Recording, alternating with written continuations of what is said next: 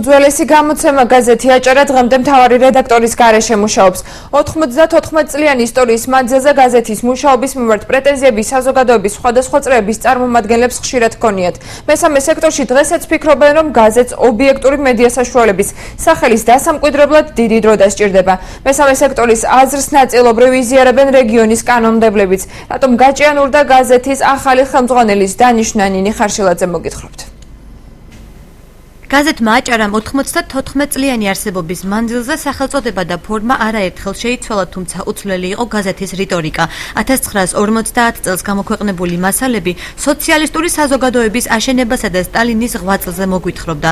90-იან წლებში პარტია აღორძინების დამსახურებაზე წერდნენ. 2008 წელს ნაციონალური მოძრაობის სიურპრიზებზე. 2014 წელს კი იგივე პარტიის მიმართ უკვე მოურიდებელი კრიტიკაა.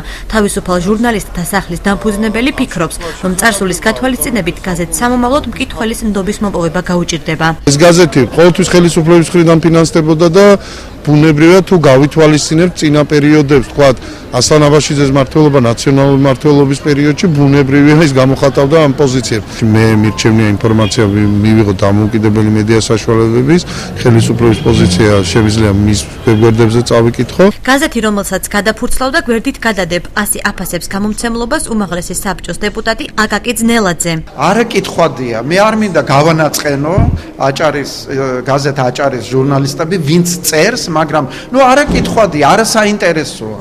გადახედავ და გადადებ გვერდზე. აი ჩემთვის ესეთი. წარსულის მიუხედავად გიორგი მასალკინი მიიჩნევს, რომ გაზეთი ისტორიული მოვლენების ერთგვარი მემატიანეცაა, თუმცა ამასთანავე ფიქრობს, რომ ახალ გარემოში თავის დასამკვიდრებლად მენეჯმენტის სწორად წარმართვაა საჭირო. აჭარა იყო რაღაც სულიერი